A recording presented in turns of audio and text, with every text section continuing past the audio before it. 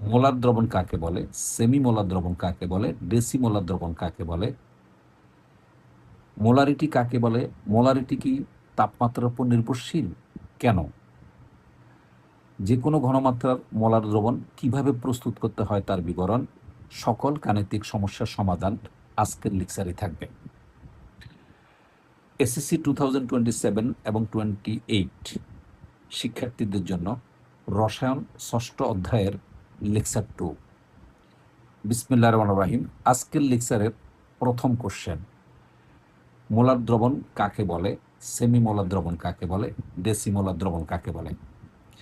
তিনটা সংজ্ঞা মনে রাখার জন্য আমি অত্যন্ত সুন্দর সহজ কৌশল তোমাকে শিখিয়ে দিচ্ছি। প্রথম সংজ্ঞা, মোলার দ্রবণ একটি নির্দিষ্ট তাপমাত্রায় 1 লিটার বা 1000 সেন্টিমিটার কিউব বা 1000 ml দ্রবণের মধ্যে যদি 1 মোল দ্রবীভূত থাকে তবে ওই দ্রবণকে মোলার দ্রবণ বা 1 মোলার দ্রবণ বলে। এই সংজ্ঞাটা এমনভাবে লেখা হয়েছে যেন পরবর্তী দুইটা সংজ্ঞাও তুমি এর উপর ভিত্তি করে লিখতে পারো। শুধুমাত্র দেখো, আমি লাল কালি দিয়ে বক্স করে দিলাম, শুধু বক্সযুক্ত অংশটা পরিবর্তন করলেই পুরোপুরি বাকি দুইটা সংজ্ঞা চলে আসবে। যখন তুমি মোলার দ্রবণ সংজ্ঞা দিবে তখন এখানে 1 মোল লিখবে। যখন তুমি সেমি মোলার দ্রবণ লিখবে তখন 1 মোলের পরিবর্তে 0.5 মোল লিখবে। যখন ডেসিমোলার দ্রবণ লিখবে তখন 1 মোলের পরিবর্তে 0.1 মোল লিখবে। তাহলে আমরা যদি দ্বিতীয় সংজ্ঞায় আসি, সেমি মোলার দ্রবণ কাকে বলে, তাহলে উত্তর হবে একটি নির্দিষ্ট তাপমাত্রায় 1 লিটার বা 1000 সেন্টিমিটার কিউব বা 1000 ml দ্রবণের মধ্যে যদি 0.5 মোল দ্রবীভূত থাকে তবে ওই দ্রবণকে সেমিমোলার দ্রবণ বলে। একইভাবে ডেসিমোলার দ্রবণ একটি নির্দিষ্ট তাপমাত্রায় 1 লিটার বা 1000 সেন্টিমিটার কিউব বা 1000 ml দ্রবণে যদি 1 মোল দ্রবীভূত 0.1 মোল দ্রবীভূত থাকে তবে ওই দ্রবণকে ডেসিমোলার দ্রবণ বলা হয়। এখানে খেয়াল করবে, 1000 সেন্টিমিটার কিউবের পরে আমি আরেকটা শব্দ ব্যবহার করছিলাম, সেটা হলো 1000 ml। মনে রাখতে হবে 1 সেন্টিমিটার কিউব সমান সমান 1 ml, তাই 1000 সেন্টিমিটার কিউব তার মানে হলো 1000 ml। তাই তিনটা শব্দ ইউজ করতে পারো, 1 লিটার বা 1000 সেন্টিমিটার কিউব বা 1000 ml দ্রবণ লিখতে পারো। আশা করি তুমি এখন এই তিনটা সংজ্ঞা পারবে। আমি যে টেকনিক শিখিয়ে দিলাম এই টেকনিক ফলো করলে তুমি কখনোই এই তিনটা সংখ্যা পরীক্ষায় ভুল করবে না। এবার আমরা আসি দ্বিতীয় কোশ্চেনটা আমাদের কি, সেটা হলো একটি নির্দিষ্ট তাপমাত্রায় ডেসিমোলার সালফ্রিক অ্যাসিড দ্রবণ বলতে কি বুঝো। এখানে ডেসিমোলারের জায়গায় মোলার আসতে পারে, সেমি মোলার আসতে পারে, সালফ্রিক অ্যাসিডের জায়গায় অন্য যে কোনো অ্যাসিড বা লবণ অথবা ক্ষার দিয়ে দিতে পারে। সিস্টেম একই রকম, আমি যেটা দিচ্ছি সেটাই করে দিচ্ছি, এটাকে অনুসরণ করে বাকিগুলি তুমি অবশ্যই করে নেবে। এখানে প্রথমে যখন স্টার্ট করবা, যেহেতু সালফ্রিক অ্যাসিড দ্রবণ বলা হয়েছে, তাহলে আমরা জানি সালফ্রিক অ্যাসিডের আণবিক ভর 98। তুমি বের করেও দেখাইতে পারো অথবা ডিরেক্ট লিখতে পারো। সুতরাং 1 মোল সালফ্রিক অ্যাসিড সমান সমান 98 গ্রাম সালফ্রিক অ্যাসিড। যেহেতু আমাকে ডেসিমোলার দ্রবণ বলা হয়েছে, তো ডেসি হলো 0.1 মোল থাকবে, তাহলে সুতরাং 0.1 মোল সালফ্রিক অ্যাসিড সমান সমান এই যে 98 আছে তখন একে 0.1 দিয়ে গুণ করবে, গুণ করলে আমার আসে 9.8 গ্রাম সালফ্রিক অ্যাসিড। তার মানে 0.1 মোল সালফ্রিক অ্যাসিড সমান সমান 9.8 সালফিউরিক অ্যাসিড। তাহলে আমরা কি বুঝলাম, যদি আমাকে বলা হয় ডেসিমোলার সালফ্রিক অ্যাসিড দ্রবণ বলতে কি বুঝো, এতটুকু আসার পর তখন আমরা পরে লিখব, অতএব নির্দিষ্ট তাপমাত্রায় 1 লিটার বা 1000 সেন্টিমিটার কিউব বা 1000 ml মানে মিলিলিটার ডেসিমোলার সালফ্রিক অ্যাসিড দ্রবণে 9.8 গ্রাম সালফ্রিক অ্যাসিড দ্রবীভূত থাকবে। এই কোশ্চেনটা বিশেষ করে খুবই ইম্পর্ট্যান্ট। 2027 সালে প্রশ্ন গতানুগতিক পদ্ধতিতে হবে না। প্রিভিয়াস 10, 15, 20 বছরের সকল বোর্ড কোশ্চেন সলভ করার পরেও তুমি যখন বোর্ড পরীক্ষা দিতে যাবে, তখন তুমি সেখান থেকে তেমন প্রশ্ন পাবে না, সম্পূর্ণ ভিন্ন আঙ্গিকে ইউনিক প্রশ্ন পাবে। তাই এই ধরনের ইউনিক কোশ্চেনগুলো এখন তোমাকে শিখতে হবে। আমরা চলে আসি 3 নম্বর প্রশ্নে। মোলারিটি কাকে বলে? মোলারিটি কি তাপমাত্রার উপর নির্ভরশীল? ব্যাখ্যা করো। এখানে আমি দুটা চিহ্ন ইউজ করছি, একটা হলো ওবিআইআই, একটা হলো ভিবিআই। ওবিআইআই আমি তখনই কোনো কোশ্চেনের পাশে লিখি যেই কোশ্চেনটা বোর্ড পরীক্ষায় আসার সম্ভাবনা সর্বাধিক। আর ভিবিআই তো অবশ্যই তোমরা জানো, ভেরি ভেরি ইম্পর্ট্যান্ট। মোলারিটি কাকে বলা হয় তুমি ঠিক এই ল্যাঙ্গুয়েজটাকে প্রয়োগ করেই লিখতে পারবে। জাস্ট 1 মোলের পরিবর্তে যত মোল, এই কথাটা ইউজ করবে। দেখো, একটি নির্দিষ্ট তাপমাত্রায় 1 লিটার বা 1000 সেন্টিমিটার কিউব বা 1000 ml দ্রবণে, এই যে দেখো, যত মোল দ্রবীভূত থাকে, জাস্ট এই 3টা জায়গার মধ্যে তুমি যত মোল লিখছ, যত মোল দ্রবীভূত থাকে তাকে ওই দ্রবণের মোলারিটি বলা হয়। যদি 1 মোল, এখানে যতর জায়গায় যদি 1 লেখো তাহলে মোলারিটি হবে 1। যদি যত এর জায়গায় 0.5 লেখো তাহলে মোলারিটি হবে 0.5 মোল। যদি 0.1 মোল লেখো তাহলে মোলারিটি হবে 0.1 মোল। যদি 0.25 লেখো তাহলে আসবে মোলারিটি আসবে 0.25 মোল। ডেফিনেটলি যদি কখনো তোমাকে বলা হয় দ্বিমোলার দ্রবণ কাকে বলা হয়, তখন তুমি কিভাবে লিখবে? একইভাবে তুমি এই জায়গার মধ্যে 2 মোল শব্দটা ইউজ করবে, দ্বিমোলার।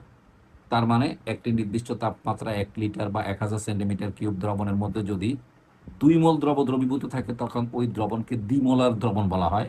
একইভাবে ত্রিমোলার দ্রবণ। বিভিন্ন কোশ্চেন আসলে তুমি এখন অ্যান্সার করতে পারবে। তোমাকে সব কিছু এখন বিবরণ শিখতে হবে। এবার নেক্সট কোশ্চেন, যেটা খুবই ইম্পর্ট্যান্ট কোশ্চেন, যে মোলারিটি তাপমাত্রার উপর নির্ভরশীল কিনা। উত্তর হবে মোলারিটি তাপমাত্রার উপর নির্ভরশীল। তারপরে আসবে ব্যাখ্যা। আমরা জানি দ্রবণের আয়তন তাপমাত্রার উপর নির্ভরশীল। আমরা স্বাভাবিকভাবেই জানি যদি কোনো দ্রবণে তাপ প্রয়োগ করা হয় তাহলে তার আয়তন বৃদ্ধি পাবে, আবার তাপ যদি কমিয়ে ফেলা হয় বা হ্রাস করা হয় তাহলে তার আয়তন হ্রাস পাবে। আর আয়তন যদি হ্রাস পায় তাহলে অবশ্যই সেখানের মোলারিটির পরিবর্তন আসবে। আমি ব্যাখ্যা করে দিচ্ছি। দেখো, আমরা জানি দ্রবণের আয়তন তাপমাত্রার উপর নির্ভরশীল। তাপমাত্রার হ্রাস বৃদ্ধি ঘটলে দ্রবণের আয়তনের হ্রাস বৃদ্ধি ঘটে। আবার মোলারিটি নির্ভর করে 1 লিটার বা 1000 সেন্টিমিটার কিউব বা 1000 ml দ্রবণে দ্রবীভূত দ্রবের মোল সংখ্যার উপর। তাই তাপমাত্রার পরিবর্তন করলে দ্রবণের আয়তন পরিবর্তন হয়। আবার খেয়াল করে দেখো, আবার আয়তন পরিবর্তনের ফলে দ্রবণের মোলারিটির কি হয়? পরিবর্তন হয়। অতএব মোলারিটি তাপমাত্রার উপর নির্ভরশীল। নিশ্চয়ই তুমি প্রশ্নটা খুবই ভালো করে পড়বে, এবং আমি যে স্টাইলে লিখছি এটা তুমি যদি লিখতে পারো পরীক্ষার হলে, নিশ্চিতভাবে তুমি পূর্ণ মার্কস পাবে। এবার আসো পরবর্তী কোশ্চেন, যে দ্রবণ প্রস্তুতি। হ্যাঁ, বিভিন্ন ঘনমাত্রার দ্রবণ প্রস্তুতি। আমি এখানে একটা রেফারেন্স দিয়ে অনেকগুলো দ্রবণ প্রস্তুতি শিখিয়ে দেব। বলা হয়েছে 0.25 মোলার সোডিয়াম কার্বনেট দ্রবণ কিভাবে প্রস্তুত করবে যার আয়তন হবে 250 ml বা 250 সেন্টিমিটার কিউব। এই দ্রবণটা তুমি কিভাবে প্রস্তুত করবে? পরীক্ষার হলে কিভাবে পরিবর্তন হয়ে আসতে পারে? এখানে এই জায়গাটা চেঞ্জ করতে পারে, এই যোগটা চেঞ্জ করতে পারে, আয়তন চেঞ্জ করতে পারে। এই প্রশ্নটা উত্তর করার আগে প্রথমে তুমি তত্ত্ব শব্দটা লিখবে। তত্ত্ব, এই যে আমরা জানি দিয়ে তুমি প্রথমে একটা সূত্র লিখবে। এই সূত্রের বিবরণটা আমার এই পরবর্তী গাণিতিক ব্যাখ্যার মধ্যে আছে, ডেফিনেটলি এখানে ব্যাখ্যার মধ্যে আছে, সেখানে আমরা বিস্তারিত আলোচনা করব। এখন মূলত শুধু লিখে দিচ্ছি। আমরা জানি W = S × M × V / 1000। এখানে S দ্বারা বোঝায় দ্রবণের মোলারিটি, M দ্বারা বোঝায় এই দ্রবের আণবিক ভর, আর V দ্বারা বোঝায় এই যে দ্রবণের আয়তন, আর 1000। দেখো এখানে এস এর মান দেওয়া আছে 0.25, এম এর মান দেওয়া আছে। এখান থেকে আমরা আণবিক ভর বের করতে পারবো। সোডিয়াম কার্বনেট আণবিক ভর কিন্তু 106, তাহলে আমরা এখানে 106। আর এই যে দ্রবণের যে আয়তন দেওয়া আছে 250, এই যে 250 ml, তাহলে দ্রবণের ঘনমাত্রা এস এম দেওয়া আছে 0.25, আমরা আগে বলে দিছি দেওয়া আছে।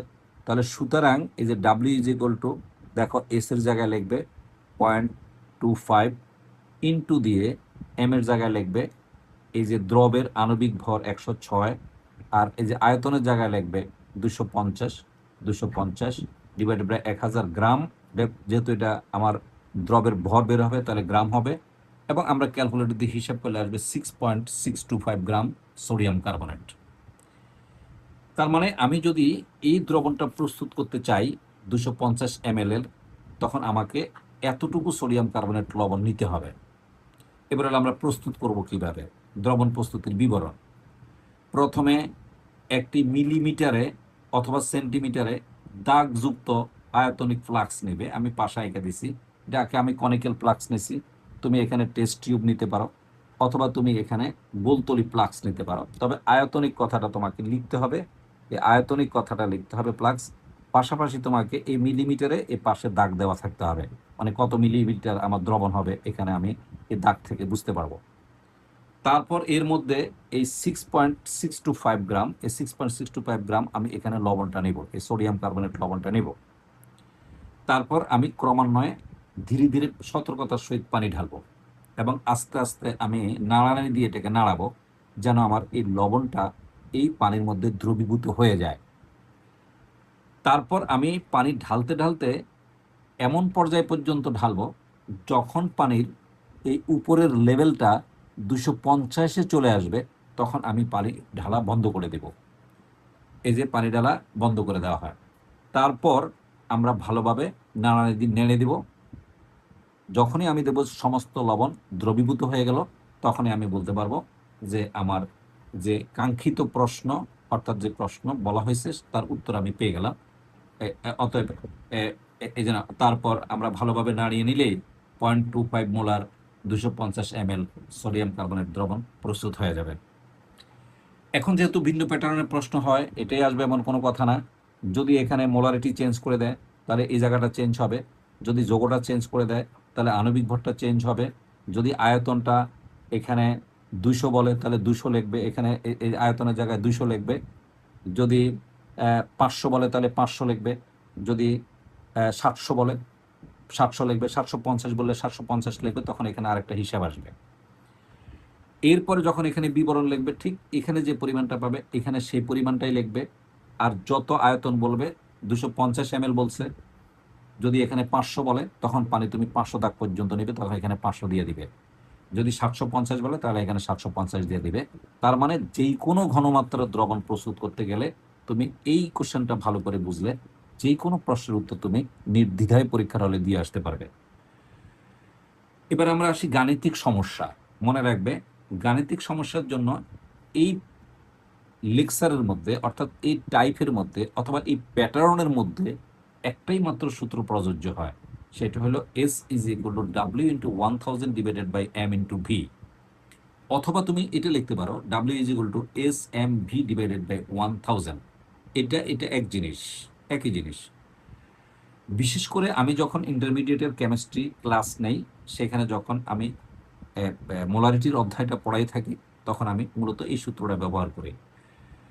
আর ক্লাস 10-এ তোমাদেরকে যখন বলি তখন বলি যে তোমরা তোমাদের বইতে এই সূত্রটা দেওয়া আছে, যেহেতু বোর্ড বই, তুমি এই সূত্রটা লেখাটাই তোমার জন্য যৌক্তিক। তো এখানে আমি বিবরণ দিয়ে দিচ্ছি, এস দ্বারা দ্রবণের ঘনমাত্রাকে বোঝানো হয় এবং সেটা মোলারিটি এককে হতে হবে। ডাব্লিউ দ্বারা দ্রবীভূত দ্রবের ভরকে বোঝানো হয় এবং সেটা গ্রাম এককে হতে হবে। এম দ্বারা দ্রবের আণবিক ভরকে বোঝায়, একক মিলানোর জন্য গ্রাম এককে নিতে হবে। আর ভি দ্বারা দ্রবণের আয়তনকে বোঝায়, সেটা সেন্টিমিটার কিউব অথবা ml এককে তোমাকে নিতে হবে, অর্থাৎ মিলিলিটার, ml মানে মিলিলিটারে নিতে হবে। এবার আমরা চলে আসি অঙ্ক, যেটা তোমার কাছে অনেক ভালো লাগবে। প্রথম গাণিতিক সমস্যা, 2 লিটার 0.1 মোলার সোডিয়াম কার্বনেট দ্রবণের মধ্যে কি পরিমাণ সোডিয়াম কার্বনেট আছে। দেখো আমি নিচে লাল কালি দিয়ে তোমাকে আইডেন্টিফাইড করে দিছি কি কি দেওয়া আছে। এর আগে তোমাকে সুন্দর একটা কথা শিখিয়ে দিই, তাহলে তোমার ভালো লাগবে। এই যে আমি সূত্রটা এখানে পেলাম, সূত্রের মধ্যে এস, ডাব্লিউ, এম এবং বি চারটা অজানা রাশি আছে। যে কোনো গাণিতিক প্রশ্নের মধ্যে তোমাকে এই চারটার মধ্যে যে কোনো তিনটা ইনফরমেশন প্রশ্নে দিয়ে দিবে, দিয়ে যেটা দেওয়া থাকবে না, চতুর্থ যে তথ্যটা দেওয়া থাকবে না বা রাশিটা দেওয়া থাকবে না, তা তোমাকে বের করতে বলবে। তুমি প্রশ্ন পড়ে শুধু মানটা বসিয়ে দিলে যেই রাশিটা তোমার কাছে চাওয়া হবে তুমি সেটা নির্দ্বিধায় বের করতে পারবে। এখন এখানে দেখো, আমার দেখো 2 লিটার, তাহলে এটা হলো ভি আয়তন, এটাকে এমএল এ নিতে হবে, মিলিমিটারে নিতে হবে। আর এই যে 0.1 মোলার, তাহলে এটা এস দেওয়া আছে। আর এই সোডিয়াম কার্বনেট যেহেতু যৌগটা দেওয়া আছে, সেখান থেকে আমি আণবিক ভরটা বের করে নিতে পারবো, এম বের করে নিতে পারবো। আমার কাছে দেখো ডাব্লিউ আছে, তাহলে কয়টা, একটা, দুইটা, তিনটা, চারটা, দেখো তিনটে ইনফরমেশন প্রশ্নে দেওয়া আছে, তুমি ডাব্লিউ বের করবে। তো আমরা জানি W is equal to S M B divided by 1000। দেখো এস এর মান দেওয়া আছে 0.1 এবং আণবিক ভর সোডিয়াম কার্বনেট আমরা এখানে বের করে নিব। এই যে পাশে আমি সব ইনফরমেশন দিয়ে দিছি, এখানে 106। আর এখানে লিটার দিয়ে অঙ্ক হবে না, এটাকে এমএল এ নিতে হবে। তাহলে এখানে 2000 ml আর ডিভাইডেড বাই 1000, এটা গ্রামে আসবে। এবং আমরা যদি ক্যালকুলেট করি তাহলে হিসাব আসবে 21.2 গ্রাম সোডিয়াম কার্বনেট, মানে এখানে এই সোডিয়াম কার্বনেট যেটা দ্রবীভূত অবস্থা আছে তার পরিমাণ হবে 21.2 গ্রাম। সেম আমরা আরেকটা অঙ্ক যদি করি, 2 নম্বর অঙ্ক, 250 ml দ্রবণের মধ্যে, তাহলে অবশ্যই এটা আয়তন ভি। এই যে 20 গ্রাম সোডিয়াম কার্বনেট দ্রবীভূত আছে, তাহলে অবশ্যই এটা ডাব্লিউ 20 গ্রাম দ্রবীভূত আছে। আগে এটা বের করছি, এখন এটা দেওয়া আছে। আর এই সোডিয়াম কার্বনেট যেহেতু যৌগ দেওয়া আছে, তাহলে এখান থেকে আমি আণবিক ভরটা বের করতে পারবো। এবং দ্রবণের মোলারিটি কত, তাহলে তোমার কাছে দেখো এস চাওয়া হয়েছে, দেখো এই যে মোলারিটি এস, এই যে কত এস চাওয়া হয়েছে। তাহলে একইভাবে আমরা সূত্র ইউজ করতে পারি যে আমরা জানি S is equal to W into 1000 divided by M into V. আমি দুইটা সূত্রের কথা বললাম, সেখানে এখন দুইটা সূত্র আমি ব্যবহার করে দিলাম। প্রথমটা ব্যবহার করলাম যেটা আমরা ইন্টারমিডিয়েটে ব্যবহার করি। ডেফিনেটলি তাহলে এস ইজ ইকুয়াল টু, দেখো ডাব্লিউর পরিমাণ দেওয়া আছে 20 ইন্টু 1000। আর এখানে যে এম দেওয়া আছে, এখান থেকে আমরা সোডিয়াম কার্বনেট থেকে যদি আণবিক ভর বের করে নিই তাহলে 106 পাবো। আর এখানে আমার আয়তন দেওয়া আছে 250। এবং আমরা ক্যালকুলেটরের সাহায্যে যদি হিসেব করি তাহলে আমাদের ফলাফল আসবে 0.75 মোল। তার মানে এই দ্রবণের মোলারিটি হলো 0.75 মোল। এবার আমি আসি 3 নম্বর অঙ্কে, 0.75 মোলার এই যে সোডিয়াম কার্বনেট দ্রবণের মধ্যে 20 গ্রাম সোডিয়াম কার্বনেট দ্রবীভূত আছে, ওই দ্রবণের আয়তন কত। একদম সেম অঙ্ক, দেখো এবার ভি চাওয়া হয়েছে। এই দেখো এস দেওয়া আছে। এই যৌগ থেকে আমরা, এটা হলো সোডিয়াম থায়োসালফেট, এই যে দেখো এম আমরা বের করতে পারবো সোডিয়াম থায়োসালফেট থেকে। আর এখানে ডাব্লিউ বি দেওয়া আছে 20 গ্রাম এবং আমাকে আয়তন ভি বের করতে বলছে। তাহলে আমরা জানি এই যে W is equal to S M B divided by 1000। এখন S M B is equal to W into 1000। যেহেতু আমার কাছে বি চাওয়া হয়েছে, বি রেখে দিলে এস আমার নিচে চলে যাবে। দেখো ডাব্লিউ দেওয়া আছে আমার কত, স্পেশালি 20 গ্রাম, এই যে ডাব্লিউ দেওয়া আছে 20 গ্রাম 1000। দেখো এস দেওয়া আছে 0.75 ইন্টু সোডিয়াম থায়োসালফেটের আমরা যদি আণবিক ভর বের করি তাহলে পাওয়া যাবে 158। আর যেহেতু এটা আয়তন চাইছে তাহলে ইউনিট হবে এমএল, তাহলে হবে 168.776 ml উত্তর হবে। নিশ্চয়ই তুমি এই অঙ্কটাও তুমি বুঝতে পারছো, খুব সহজ। আলহামদুলিল্লাহ, আমি অনেক সহজ টেকনিকের মাধ্যমে প্রত্যেকটা প্রশ্ন প্রেজেন্টেশন করতেছি। নিশ্চয়ই তোমার এই ক্লাসটা করার পর তোমার কোনো সমস্যা থাকবে না, আমি এতটুকু তোমাকে নিশ্চয়তা দিতে পারি। 4 নম্বর অঙ্ক হলো, দেখো একটি 250 ml দ্রবণের মধ্যে 20 গ্রাম পদার্থ, দেখো এবার কিন্তু পদার্থ বলছে, তার মানে আণবিক ভর বের করতে বলবে। দ্রবীভূত থাকলে ওই দ্রবের মোলারিটি হলো 0.75 বলছে। দ্রবণের এই যে দ্রবের আণবিক ভর কত, দেখো এম চাইছে, নিশ্চয়ই তুমি বুঝতে পারছো। এবং দ্রবের নাম কি হবে, ডেফিনেটলি আমরা জানি W is equal to S M B divide by 1000। S M B, এখান থেকে এম রেখে দিলাম। এই যে দেখো ডাব্লিউর মানটা আমরা এখানে পেয়ে গেলাম, এই যে ডাব্লিউ এই যে 20 গ্রাম পেয়ে গেলাম 1000। আর এস আমরা দেওয়া আছে এত, আর আয়তন আমরা অবশ্যই এখানে দেওয়া আছে এই যে 250 ml এবং হিসাব করলে আসবে 106। আমরা জানি সোডিয়াম কার্বনেট আণবিক ভর 106, তাহলে যৌগটি হলো যে দ্রবটা দ্রবীভূত হবে সেটা হলো সোডিয়াম কার্বনেট। নিশ্চয়ই তুমি বুঝতে পারছো। এবার আমি তোমাকে কিছু প্র্যাকটিস শিট দিচ্ছি, তুমি কিভাবে প্র্যাকটিস করবে এবং প্র্যাকটিস করলে তুমি পারবে। সেটা হলো 6 নম্বর অঙ্ক। দেখো এই যে 100 ml দ্রবণের মধ্যে 4 গ্রাম সোডিয়াম হাইড্রোক্সাইড থাকলে দ্রবণের মোলারিটি কত? হ্যাঁ, নিশ্চয়ই দেখো, এই যে ভি দেওয়া আছে, ডাব্লিউ দেওয়া আছে, এই যে এম দেওয়া আছে, এস চাওয়া হয়েছে। এটা আমি তোমাকে হিন্টস দিয়ে দিচ্ছি, তুমি বসায় দিলে রেজাল্ট চলে আসবে। 7 নম্বর অঙ্ক দেওয়া আছে 100 ml দ্রবণের মধ্যে 4 গ্রাম হাইড্রোক্লোরিক অ্যাসিড থাকলে দ্রবণের ঘনমাত্রা কত? তাহলে ডেফিনেটলি দেখো হিন্টস দিয়ে দিলাম, এই যে সব তুমি বসায় দিলে ফলাফল চলে আসবে। এবার আসো পরীক্ষায় কিভাবে আসবে, অর্থাৎ উদ্দীপকে কিভাবে থাকবে। পরীক্ষায় আসবে, আমরা ওবিআইআই লিখছি, নিশ্চয়ই তোমাদেরকে আমি আগে বলছি আমি এই সংকেতটা তখনই ব্যবহার করি যখন প্রশ্নটা বোর্ডে আসার সম্ভাবনা সর্বাধিক থাকে। তার মানে যেহেতু ওবিআইআই লেখা আছে তাহলে এই প্রশ্ন ইম্পর্টেন্ট। এইরকম প্যাটার্নের প্রশ্নই আসবে, হয়তো তোমার এখানে যোগও চেঞ্জ করে দিবে, ভর চেঞ্জ করে দিবে, আয়তনগুলো চেঞ্জ করে দিবে, এবং পাত্র এ বি জায়গায় 1 2 দিবে, তুমি দেখলে বুঝতে পারবে। দেখো এখানে ডেফিনেটলি পাত্রটা দেওয়া আছে, খুব ইজিলি ভাবে দেওয়া আছে। এখন এই পাত্রটা দেওয়ার পর দেখো আমি এখান থেকে একটু টেনে নিয়ে আসি এইভাবে, তাহলে তোমার বুঝতে সুবিধা হবে আমাকে কি প্রশ্ন করা হয়েছে। প্রশ্ন করা হয়েছে দেখো, এই যে এই হলো, এই যদি আমরা রেখে দেই, এই প্রশ্ন করা হয়েছে, এই যে ঘ 4 মার্কসের প্রশ্ন থাকবে, উদ্দীপকের দ্রবণ দুটির মোলারিটি সমান হবে কিনা গাণিতিক যুক্তি দাও, 4 মার্কস। তার মানে 4 মার্কসের প্রশ্ন। তো দেখো আমি তোমার খুব নর্মালি বলি, এই অঙ্কগুলি করার সময় এখানে 2টা পাত্র আছে, যেহেতু আমার কাছে মোলারিটি বের করতে হবে, অর্থাৎ এস বের করতে হবে, যে এস বের করতে হবে, তাহলে এসটা 2টা হবে, এই পাত্রের জন্য একটা হবে এবং বি পাত্রের জন্য একটা হবে। এই পাত্রে যখন বের করব তখন আমরা এস এ লিখবো, আর বি পাত্রে যখন আমরা বের করবো তখন এই জায়গায় এস বি লিখবো। এর আগে আমরা প্রথমে প্রেজেন্টেশন দিয়ে দিব, আমরা জানি S is equal to W into 1000 divided by M into V. যথারীতি আমরা কিন্তু এগুলোর বিবরণ দিয়ে দিব, ভালো করে দেখো, আমরা যদি বিবরণ দিয়ে দেই, দেখো বিবরণ দিয়ে দিলাম, আমি এখানে রেখে দিলাম সবকিছুই, এই যে বিবরণটা দিয়ে দিলাম, এই যে ডাব্লিউ এম ভি এস এদের আমরা কিছুক্ষণ আগে বলে দিলাম। তাহলে উদ্দীপকের 1 নম্বর পাত্রের ক্ষেত্রে আমরা কি লিখতে পারি, এস এ লিখবো, ডাব্লিউ এ লিখবো, এম এ লিখবো, ভি এ লিখবো। দেখো এভরিথিং এই পাত্রে দেওয়া আছে।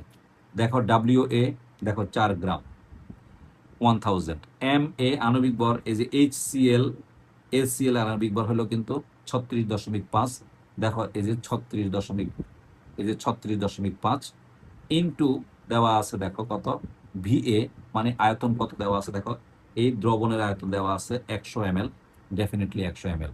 তাহলে আমরা হিসাব করলে পাবো 1.09589 মোল। নিশ্চয়ই তুমি বুঝতে পারছো।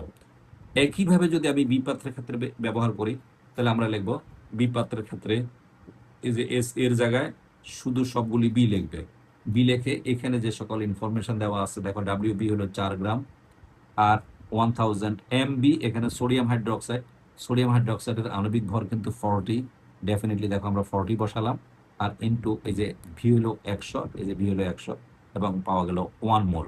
তাহলে কি পাওয়া গেল, এই পাত্রের মোলারিটি পাওয়া গেল এত এত মোল, আর বি পাত্রের মোলারিটি পাওয়া গেল 1 মোল। তাহলে হিসাব করে দেখো দুইটার মোলারিটি কিন্তু সমান পাওয়া যায় নাই।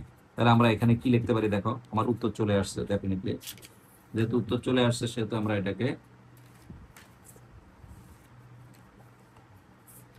ইজি ইজি করে ফেলতে পারি। তাহলে অবশ্যই আমরা যদি ইজি করে ফেলি,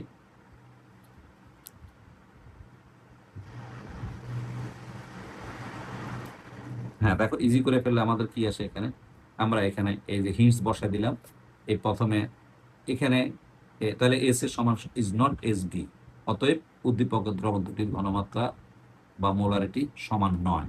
এই এতটুকু উত্তর লিখলে তুমি 4 মার্কস পেয়ে যাবে, একেবারে নিখুঁত, একটা মার্কস কাটার কোনো সুযোগ নাই, ফুল মার্কস পাবে ইনশাআল্লাহ। যিনি খাতা কাটুক, উনি খাতা কাটার পর ইনশাআল্লাহ উনি সন্তুষ্ট হবেন। আর আমরা জানি examination is nothing but only to satisfy the teacher. পরীক্ষা খাতা শব্দের অর্থ হলো এমনভাবে লিখবে যেন যিনি খাতা কাটবেন, নিরীক্ষক, উনি যেন সন্তুষ্ট হন, আর উনি সন্তুষ্ট হলে তোমাকে উনি পূর্ণ মার্কস দিয়ে দিবেন। সো প্রেজেন্টেশনের দিকে তোমাকে অবশ্যই নজর রাখতে হবে। এবার আসো আমরা 9 নম্বর যে কোশ্চেনটা আছে সেটা হলো, এখানে আরেকটা আমি কোশ্চেন দিয়ে দিলাম, এটা কিন্তু হোমওয়ার্কস, এটা তোমাকে করতে হবে, তোমার নিজেকে এটা করতে হবে। এই যে আমি হিন্টসও দিয়ে দিলাম, এখানে একটা পাত্র দেওয়া আছে, এখানে আরেকটা পাত্র দেওয়া আছে, একটা পাত্র এ আরেকটা পাত্র বি, ডেফিনেটলি দেখো এসে দেওয়া আছে, এই যে যৌগ দেওয়া আছে, প্লাস আয়তন দেওয়া আছে, এখানেও সবকিছু দেওয়া আছে।